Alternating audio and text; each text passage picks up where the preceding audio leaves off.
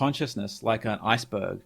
So we're only aware of the very tip sticking out of the water, but your brain is still processing it. So the information is still there in your brain. You're just not aware of it.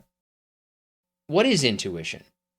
Like, I know what it is, but I don't know what it is. So the way I define it is a little different from some other people, right? So I'm not talking about a magical sixth sense, right? Tapping into the universe or the ether, anything spiritual necessarily or magical like that. So I define it fairly simply as the productive use of unconscious information for better decisions and actions.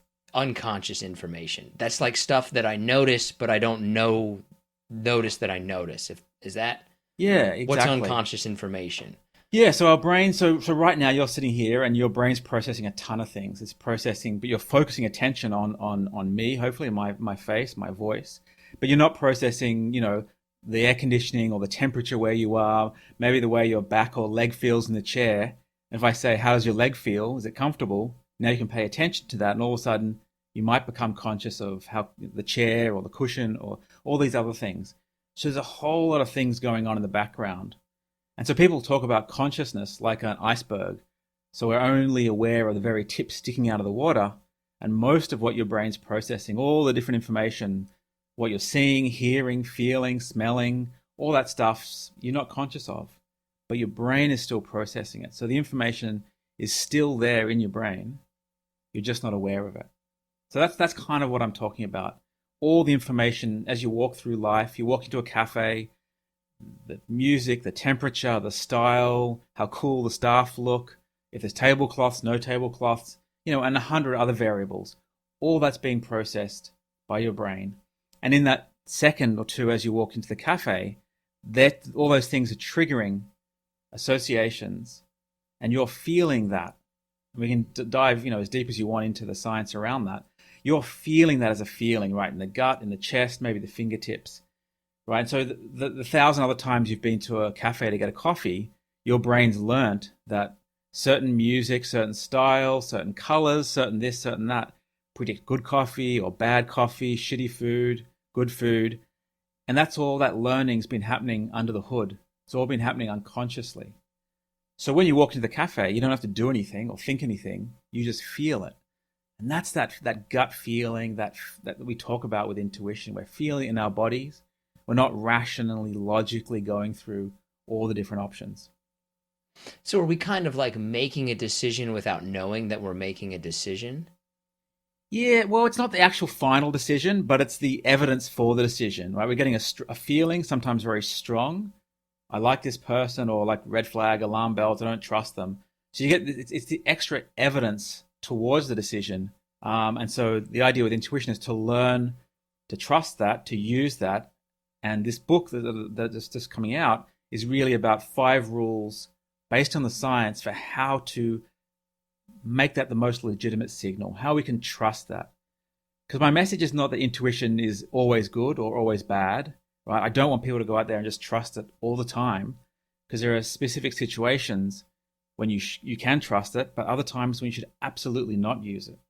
So is this happening in a specific part of the brain that you would say like, okay, that's intuition working versus, okay, that's rational thought working? So it depends on what the information we're talking about. It's going to involve the limbic system, which is that sort of the amygdala is part of the limbic system, the emotions, we're feeling it. It's also going to involve the body. So we have this, so we can perceive things out in the world. I can look around the room and see things, but I can also perceive stuff inside my body. Whether I go to the bathroom, whether I'm hot or cold, hungry, thirsty, that's called interoception, just internal perception. So when my brain responds to something emotional, even if it's unconscious, my body still responds.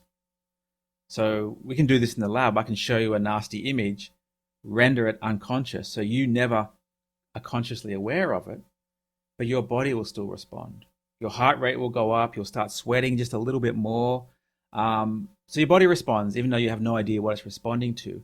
And that is part of this feeling. So you can tap into that information through sensing your body. But is it only kind of after the fact stuff? God, I can't even think of a great example right off the top of my head. But I think everybody has experienced this where you notice something that like, oh, that's a little off. And then you find out later that this thing had happened or that thing had happened. You'll get the feeling as it's happening. Like I said, you run into someone in the street and maybe you'll get a funny feeling about them, right? Something just doesn't click. It doesn't feel quite right. And you maybe have no idea why, right? You don't have time to go, is it their twitchiness? Is it the speed they're talking? Is it their hairstyle? Is it this? Is it that? But you just feel something. And then later on you might find out, they're trying to scam you. They're trying to do this. They're trying to do that. Or maybe your intuition was false and it was misleading and they were really genuine. So often you find out later what the signal might be based on, but in the moment, it's all happening too quickly. So it's all under the hood. You're going to feel it as it's happening in real time. And some people can tap into that a lot more than others. Some people feel these signals very strongly. Other people, they don't really notice it as much.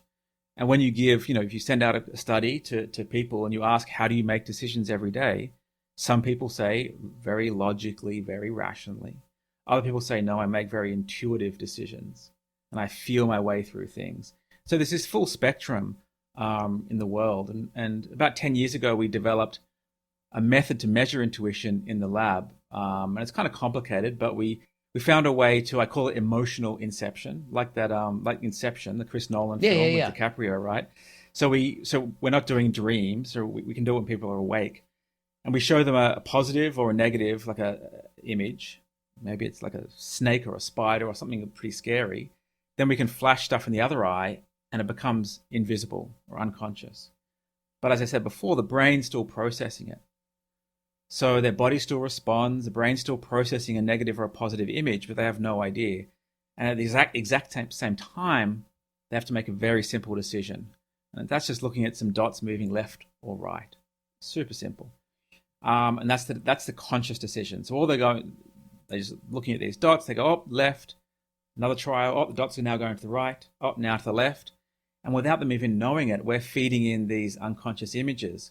And what we can show is that people who are good at intuition can utilize those unconscious images because we set it up in a way that the images kind of give away the answer to the moving dots thing. Oh, right? So they're feeling the emotion, and that gives, they feel positive, that gives the answer, say, to the right. They feel negative, that gives the answer to the left.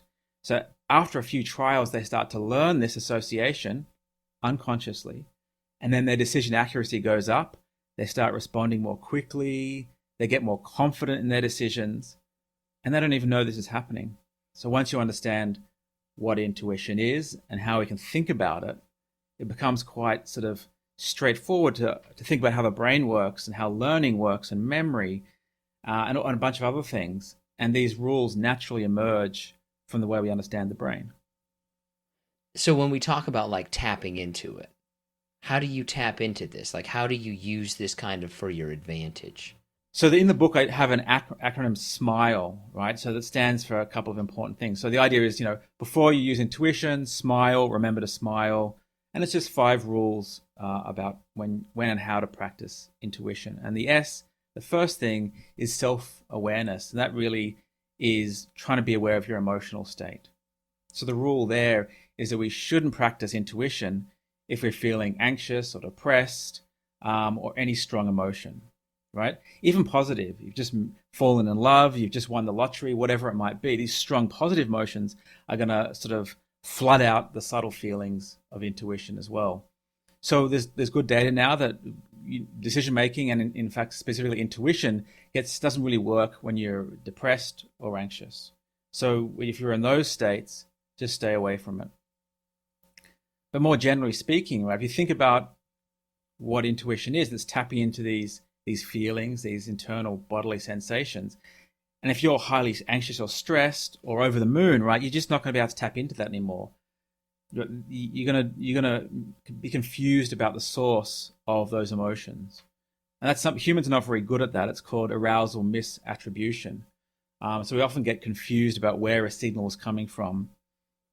So a neat story on this is one of my many years, over 10 years ago now, before I got married, I went on a first date rock climbing, right? And we were rock climbing, indoor climbing gym. It was amazing chemistry. We were all pumped up. Oh, amazing. Turns out didn't work so well. We weren't suited to each other. But on that first date, it felt amazing, right? And that, I realized a couple of years later, was this arousal misattribution.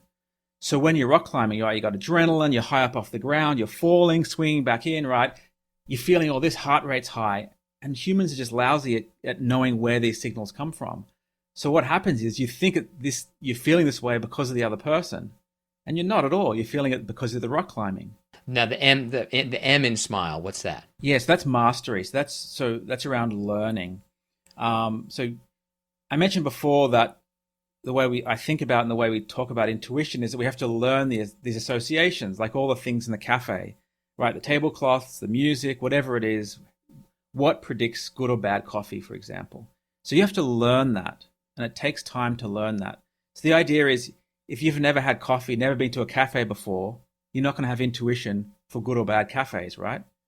You walk into a cafe, any feelings you have aren't going to be useful, right? So you need to have some mastery at something before you can start relying on your intuition. And the I? Yeah, that's for impulses and addiction.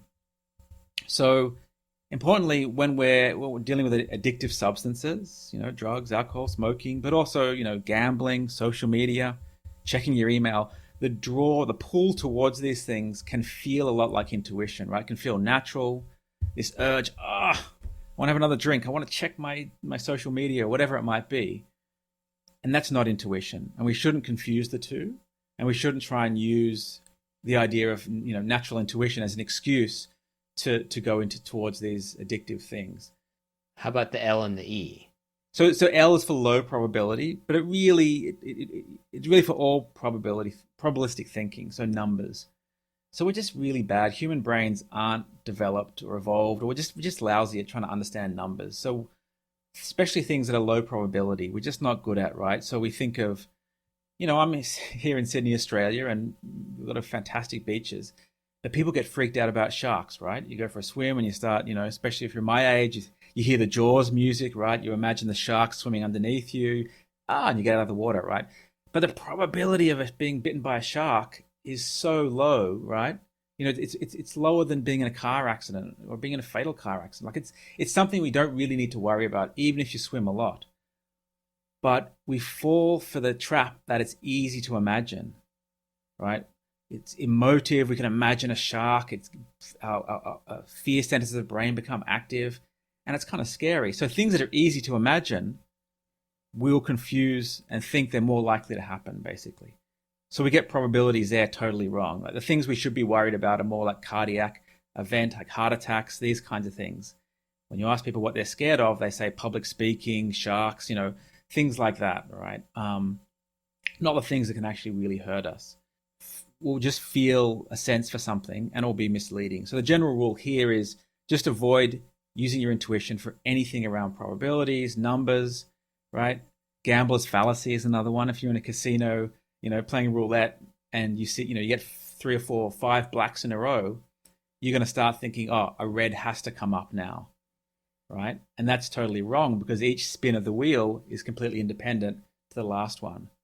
But it's so hard to believe that because you feel like if there's been 5 blacks, it's begging for a red now. There just has to be a red coming up next. So the E is for environment, and that really links back to the M for learning. So the kind of learning we're talking about here, this is associative learning, good old Pavlov's dogs, right? The classical conditioning, good old Psych 101 stuff. And so you're learning these cues from the environment and what they predict, good or bad outcomes. And importantly, this kind of learning is context, environment specific, which turns out it's important if you think about it. So if you've mastered intuition in the workplace, in your office, right? And then you go home, part of that learning is location specific. So it actually won't transfer that well to different environments, to different locations of context. And the example I often give of that is of Steve Jobs at Apple, right? Because he wrote and talked about intuition. He went to India. He loved using intuition. He used it for product design, for sort of directing Apple and which way it would go. Later in life, when he had some health challenges, he made some sort of what people would call poor choices.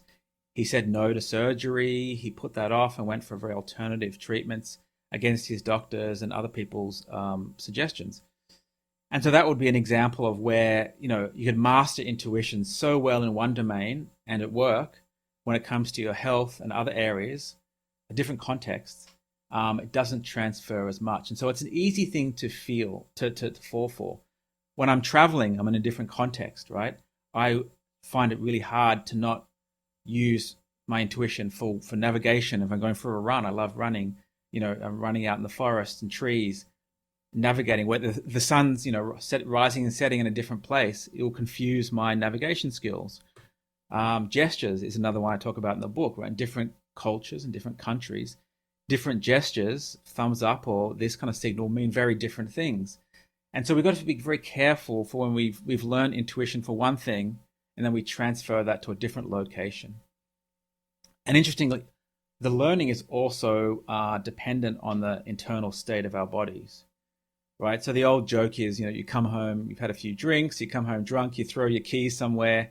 The next morning, you're like, damn, where are the keys? I can't find them, right? You have a couple of drinks again, bang, the memory comes back.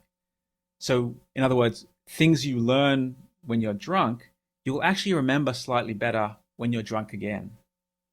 So the internal state of your body is not just where you are physically, it's the internal state. If you're highly caffeinated, if you're stressed, up or down, that state gets built into the memory along with the physical location. It kind of sounds like it lets us fill in the blanks of familiar situations. Like we notice this thing, then we know that these dominoes are going to be next, but it has to be the exact same kind of situation in some regard. Yeah, it has to be, because the learning, for that, the example I give is like if you're studying at school or university and you're in your bedroom studying for hours, cramming for the exam, right?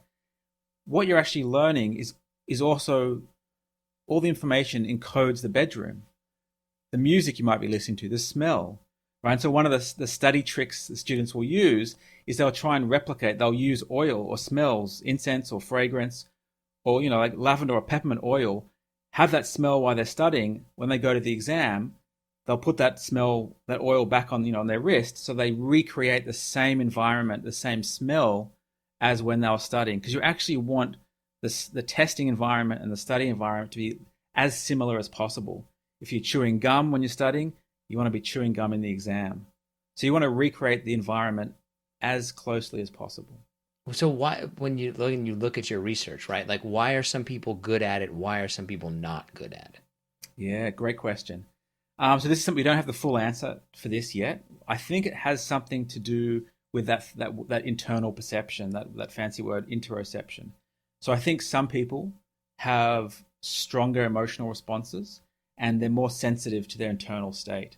So in other words, the same thing might be happening in their body, but some people will go, whoa, I'm feeling this heavy feeling, this sinking feeling in my gut. I don't trust this person. Someone else, their body's still responding, but they're like, I have no idea. They just don't feel it. So just in the same way that some people are more sensitive visually, optically, perceptually, they can look at their eyesight's much better. They can see things much better. Some people are better at this internal perception. And that's going to make a difference, right? You're much more sensitive over years and years of making decisions. You're just going to start noticing these feelings and you're going to start trying to use them to help your decision making naturally. And so you're going to learn to practice intuition just by yourself if you're feeling it. So we think that's the answer, but we haven't really nailed that with experiments yet. That's what we want to work on next. It does seem like a hard thing to be like, okay, how can you really measure and study this? It's early in the evolution of intuition as a science. It's a young science, in other words.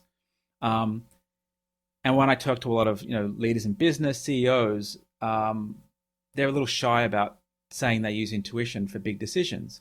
In private, they'll say, absolutely, I use intuition for huge decisions. I have to. I don't have time to get all the information. The information is ambiguous at best, so I have to make these gut responses. But they're still a little bit embarrassed about being public about that, telling the board, telling the general public that's how they'll make big decisions.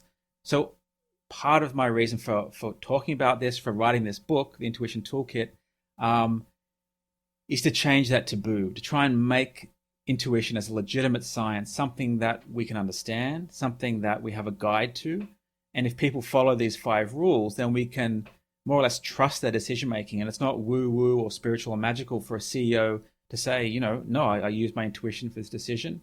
I followed the science, and it's all good. It's the best decision I can make. Are you ready for some harder/listener submitted questions? Absolutely. Bring it on. Yeah. Who's better, men or women? Oh, great question. Yeah, people love asking this. So it turns out when you ask people, how intuitive are you, self-reporting, women report being more intuitive and report that they think they're better at making intuition. They use it more often. They also score much higher on what's called magical thinking. This is sort of the believing in magic, but also being more spiritual and a whole range of other things.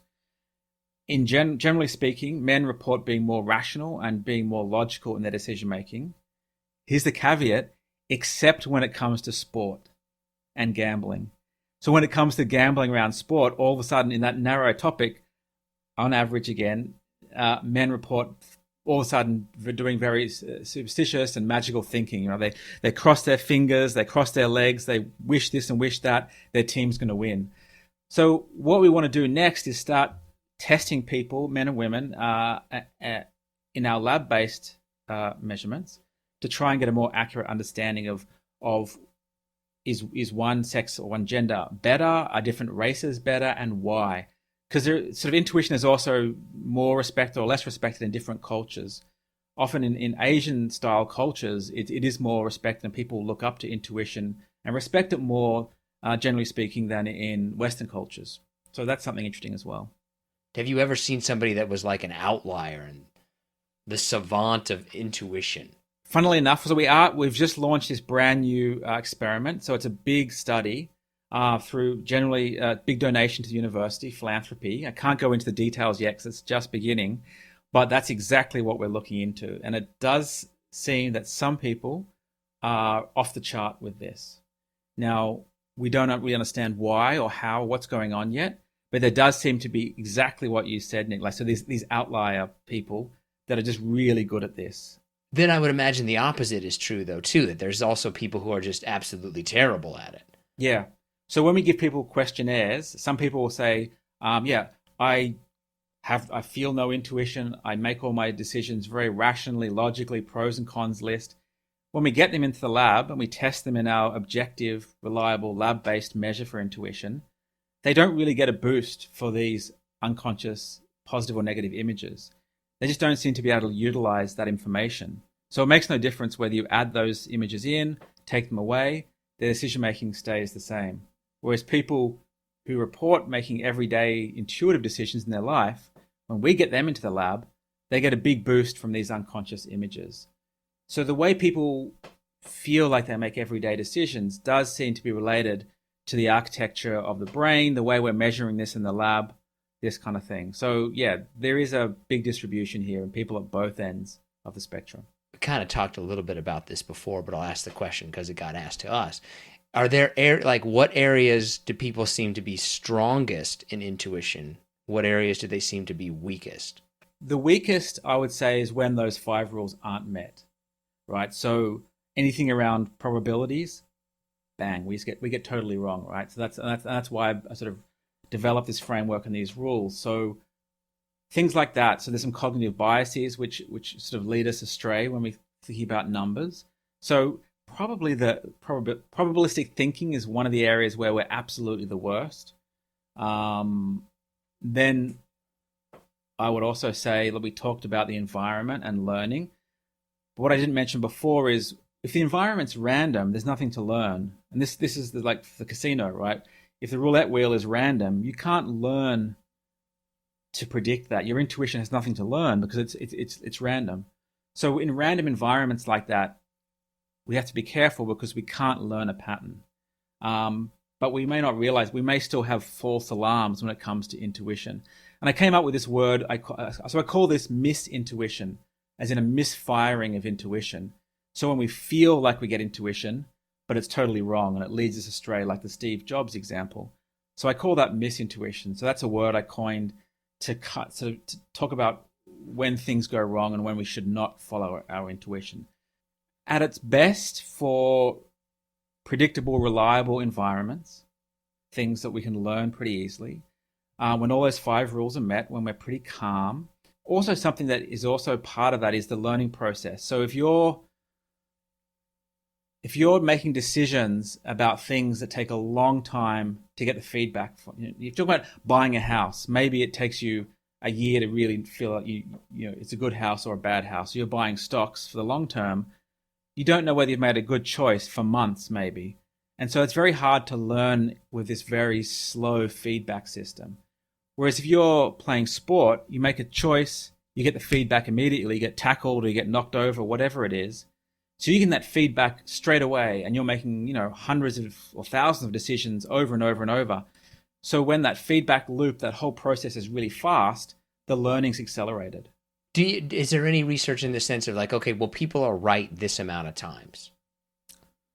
Not with any hard numbers, I would just say, because it depends on too many variables. It depends on their state, what they're making the decision about. It just depends on too many things.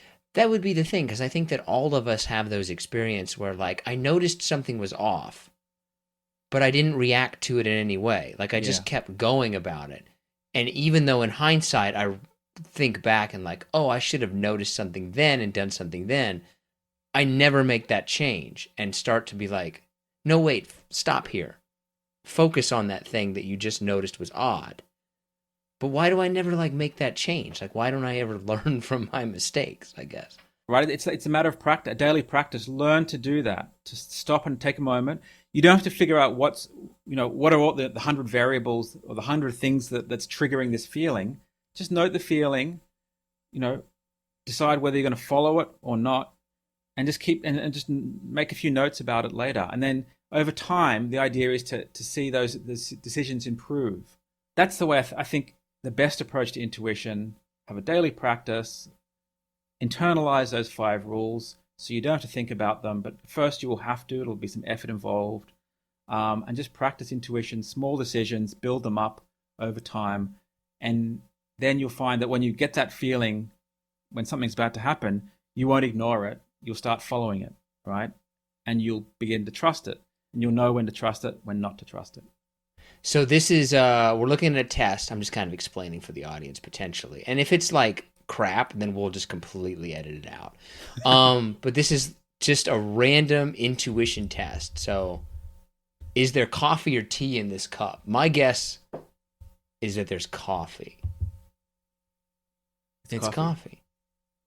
Is there anything that you notice about this, or is this just kind of a garbage test and you're just it's interesting, right? Because it is, I think it could be useful and interesting if you force yourself to make fairly rapid and quick decisions.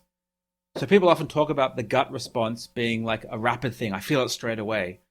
So the idea with this, so the logic, I would say, I don't know if whoever designed it had the same logic, but I would say, so there was a black and white picture and it was a cup, with some liquid in it, and it was dark, but you couldn't tell really whether it was tea or coffee. It could be either with milk in it, right? So it's kind of cloudy. And so if you try and answer very quickly, the idea is your brain is processing all the different cues in this picture, and maybe there's something about the nature. Coffee is more often poured into that kind of shaped cup. Maybe coffee is slightly darker on average than tea. And there's all these variables that you may not logically and consciously be aware of. But the idea is your brain is processing all that in the background. And so you go, what's the answer? Tea or coffee? Oh, I'm feeling coffee. So it's like the example of going into the cafe, right?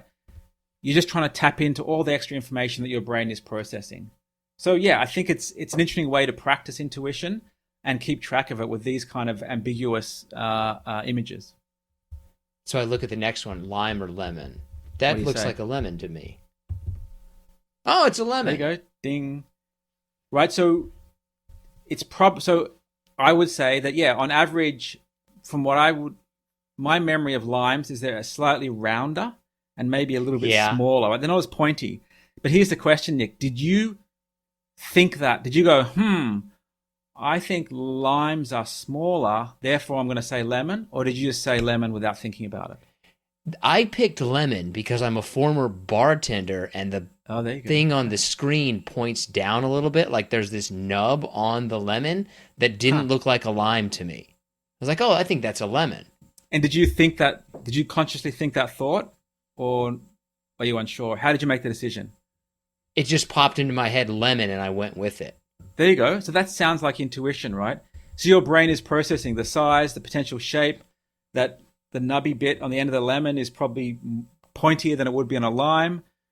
But you didn't take 10 seconds to think through the logic and go, oh, it's probably a 70% probability it's a lemon, or you didn't think any of that, right? You just go, lemon. Right? Let's do a couple more. I like it, yeah. What number is this? How the hell? Huh. That's a complete guess. 3, right? Like, what number do you think he's thinking? Yeah, I don't know. I only got 8. Oh, 5. That's what I was thinking, 8, because I wouldn't think that you would be thinking that hard if it was just a 5. Yeah, I can't think of what the reasoning would be behind that one. I can't think of any information or cues that might be in the image that would predict one number over another, right? This one's kind of cat or dog person. Dog. Oh, it's a dog. There you go. Interesting. I mean, it's 50-50, so you could just do this randomly and you would still probably get actually no, the number wasn't 50-50, but anyway. Why did you say dog? I'm curious. Clean cut. Seemed clean cut. Interesting. And then the shirt for some reason told me like, oh, that's seems like the kind of shirt that a dog person would wear, not necessarily a cat person. Interesting. Yeah, I mean, maybe from all your experience of meeting cat and dog people, maybe the influence of a lot of TV shows and films, right? So that's an interesting. We didn't mention this before, but I mean, there's a lot of talk about AI at the moment, right? AI, if you feed junk into an AI system, artificial intelligence, you get junk out. And it's similar with intuition. If you train your intuition on false data, if I could show you 100 hours of TV shows with, I don't know, all the people that like dogs have blonde hair or something, and your brain would start to learn the association between blonde hair and dogs or something like that. But that's not represented in reality. It's not real. I've sort of made that a bias in the data. So we need to be careful about what we train our intuition, the learning behind intuition on, right? So if you train it on junk, your intuition will be biased. If you train it on biased stuff from TV or film from 50 years ago, then you're going to carry those biases from 50 years ago into your intuition now. That could be race or gender bias. It could be a bunch of different things, age or something else, right? So that's just an interesting caveat to throw out there in terms of bias, because intuition can be biased if it's trained on biased information. My guess would be day, because you can see the clouds. Yeah, it looks like day. That's a pretty easy one. But again, I think this is an interesting test, right? Because if you force people to react quickly, like I said, without you don't give them a chance to consciously think through the logic. So let's say you give them, they've got to respond in 1 second or less. Then it's more intuitive. Then it's more relying on unconscious and feeling, because you don't give people a chance to logically go, looks like a blue sky, looks like clouds, therefore it must be day, but the light, da-da-da-da. So you got to do it faster. Yeah, so I think that's interesting, yeah, when you get people to make these choices quickly. Yellow. Oh, beige, skin color. Oh, yeah. Interesting. Oh. Which one is a horse? That one. 1. Oh, that was right. Yeah, okay. Interesting. What? Right. So yeah, this is just guessing, right? This is guessing, like 3 cards and where's the bear on the card? Yeah. Oh, how are you supposed to know what's the date? That's just guessing, right? There's no cues in that environment that will give away the answer, I don't think. Yeah. 27. Oh. 18, wow. Okay. Okay. Really? I don't know. Yeah. Well, I don't know about that one. Red. Okay, I'm going to stop that. Like, it's just, That was just, it was interesting, like the discussion that we had around it. But Yeah. it seems that the test that I found online is kind of just, it seems to me to just straight up be guessing. Was that just kind of, But it's, yeah, so it's, people have tried to use ambiguous images to try and get at intuition. So images, or there's another thing people have used where they'll give you three words, like it'll be wave, salt, and foam, and then you have to find out what's the thing that they have all in common, right? It's the the ocean, sea? the Yeah, sea, yeah. and so people will say, you can instead of saying that, you say, do they have something in common? And people go, yes. They hit a button, and you say, what is it? And they're like, huh. And you find that people will be confident about them having something in common versus not before they even know what it is. And so people have tried to use those kinds of tasks also to get at intuition, which is kind of interesting, but that's very word and semantics based. It turns out that certain things around words don't translate that well to images and pictures. And so, yeah, if you're going to try and use pictures and words, you want to use both. But that's kind of a reason why I like our lab-based test, where we use, the emotional inception to get the images in, Yeah. because you're not relying on words and meaning of words, which is very local and culturally specific, and all these other things. So yeah. Does it seem to be tied to intelligence? Great question. I've never seen really good data to support that one way or another. I'm going to go out on a limb and say probably limited relationship there, because I think it's more to do with that internal perception, interoception, and emotion. And so, just like happiness is not that well correlated with intelligence, really, especially at the outlier end, the high end. I don't think intuition will be that well correlated with the high end of intelligence. Again, I could be wrong, but my prediction will be you probably see some relationship there, but I don't think it'll be that strong. So that's pretty much all the questions that I have. Is there anything? I know the book is coming out. What's the name? Where can people get it? That kind of stuff. So it's going to be called the Intuition Toolkit in Australia and New Zealand. In the UK, it's just going to be called Intuition, shorter title. Right now, it's not. The US version is not out right now. People can buy and get it shipped from the UK or Australia. If people like the sound, the dulcet sounds of my calming, relaxing voice, the audiobook will be out as well at Audible and other sources, and that's read by me, so people can download that. Yeah, and so I'm on a mission to try and basically improve people's lives through better decision making, right? And trying to mix this idea of is rational, logical decision making with the feeling, the spiritual, the softer side of humans, and bring those two things together.